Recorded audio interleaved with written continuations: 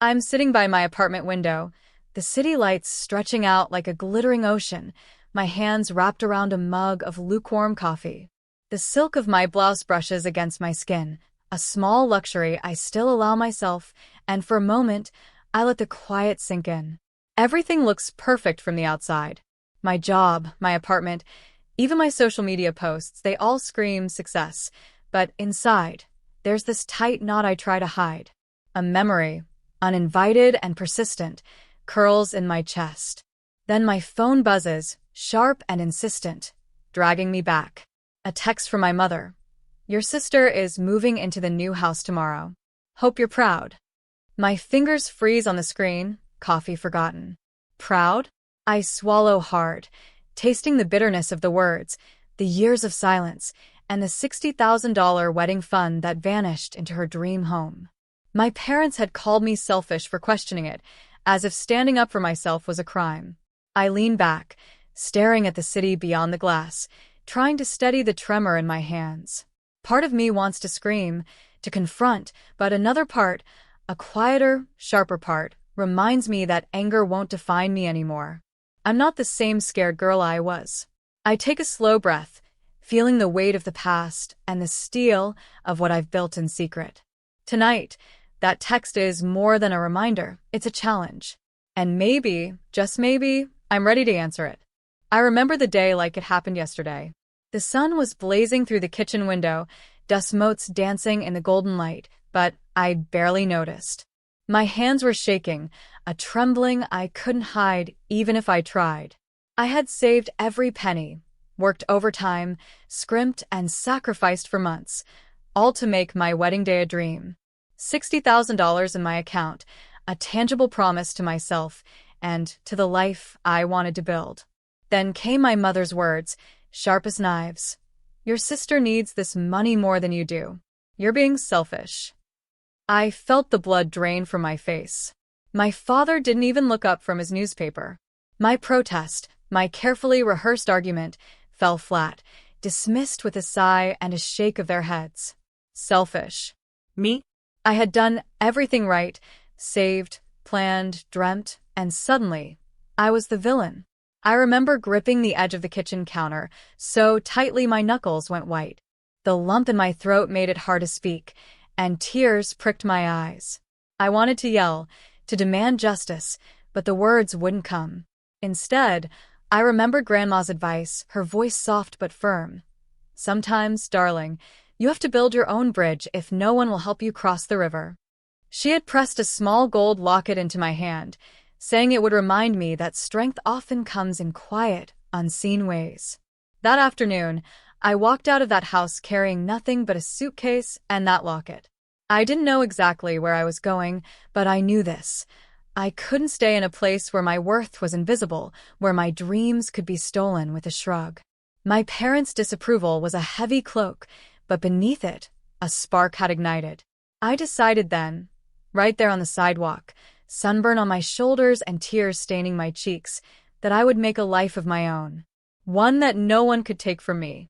I didn't fully understand what independence would demand or how lonely it might be, but as I walked away, a quiet resolve settled in my chest. I would prove, in every possible way, that I was not selfish, I was unstoppable. I didn't have much when I left, just a suitcase, a heart full of determination, and Grandma's locket swinging lightly against my chest. The first few months were brutal. I bounced between temporary jobs, each one barely covering rent, eating instant noodles more nights than I care to admit. But every time doubt crept in, I'd touch the locket and remind myself of her words, build your own bridge. Then, by a mix of luck and stubbornness, I found her, Madeline, a seasoned interior designer with an eye for talent and a heart for overlooked potential. She saw me unpacking boxes in her studio, my hands trembling but my eyes sharp, and she asked one simple question. Do you really want this? I nodded so hard I think my neck hurt. She hired me on the spot, not for my experience, which was minimal, but for my ambition. Those first months under her mentorship were grueling. I worked late into the night, learning everything I could, budgets, layouts, client negotiations. I burned bridges with some people, mainly because I refused to let my fear of rejection stop me. I had sleepless nights, moments where the loneliness felt crushing, but I also had tiny victories. The first client who trusted my vision, the first room I designed that felt like mine, the first paycheck that made me realize I was building something real. I learned to hide my success from my family. Social media posts were modest, carefully curated snapshots of coffee shops or sunsets, never the luxury apartments I designed or the contracts I signed. I didn't want them to know just how far I had come, not yet. Pride was one thing, but revenge was never my goal. I just wanted to live, fully and unapologetically, without waiting for approval from people who had taken for granted the best parts of me. Slowly, my reputation grew. People began to recognize my name in the industry, but my parents still thought I was scraping by in some small, inconsequential role. That was fine. Let them believe what they wanted. Every major milestone I reached, every opportunity one seized, was mine alone. I saved relentlessly, invested wisely, and slowly turned what was supposed to be a devastating betrayal into fuel for my life. By the time my parents were hosting dinner parties for friends, showing off my sister's new house, I had quietly acquired my own clients, my own contracts, and yes, my own freedom. The locket, still warm against my heart, reminded me daily that this bridge I'd built, this life I was shaping, was indestructible because it came from me. No one could ever take it away. And in the quiet moments, when the city hummed beneath my apartment and I sipped my tea before a long night of designing, I smiled at the irony. They thought they had ended me. Instead, they had unknowingly given me the spark to become unstoppable. I heard the doorbell before I saw the cars pull up. My heart beat faster, not from fear, but anticipation. My parents had arrived, full of their usual air of superiority, certain they were visiting a struggling daughter who was still scraping by, still learning how to survive. My sister followed behind them, practically glowing with pride over her new house, and I felt a flicker of irritation. This was the moment they didn't know was coming. I led them into my apartment, keeping my tone calm, casual, like I wasn't about to drop a bomb they couldn't ignore. As they walked through the front door, their eyes widened. The walls were lined with original artwork I had commissioned from local artists I believed in, each piece reflecting a story of resilience and triumph. The living room smelled faintly of sandalwood and coffee, my favorite candles burning just low enough to catch their attention but not be overbearing. My office, visible from the main room, was sleek and professional, stacked with awards, contracts, and framed letters of recommendation from clients who respected me. They froze, taking it all in. My mother's lips parted, but no words came. My father's usual stern gaze faltered as he glanced from the art to my organized desk. My sister, who had spent years under the impression that I was dependent and struggling, stared like she had just walked into someone else's life. I poured us all tea, and then finally I spoke.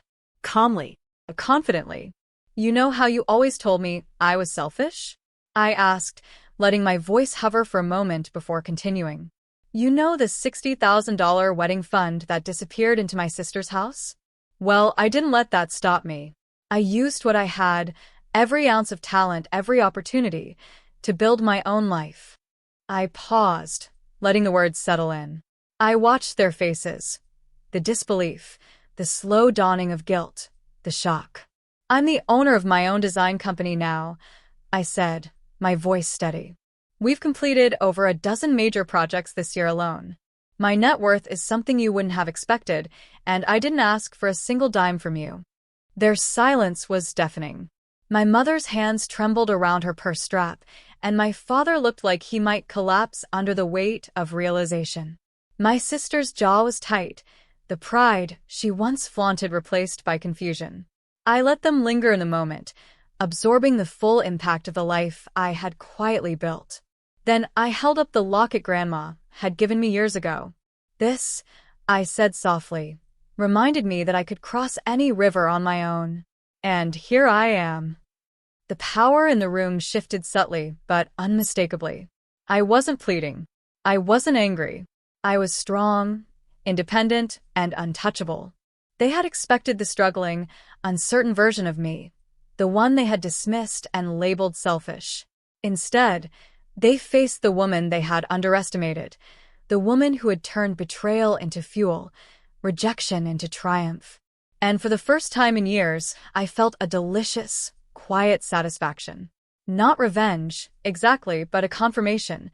I had won, not by taking from them, but by taking back my life. After the initial shock faded, I realized the room had shifted.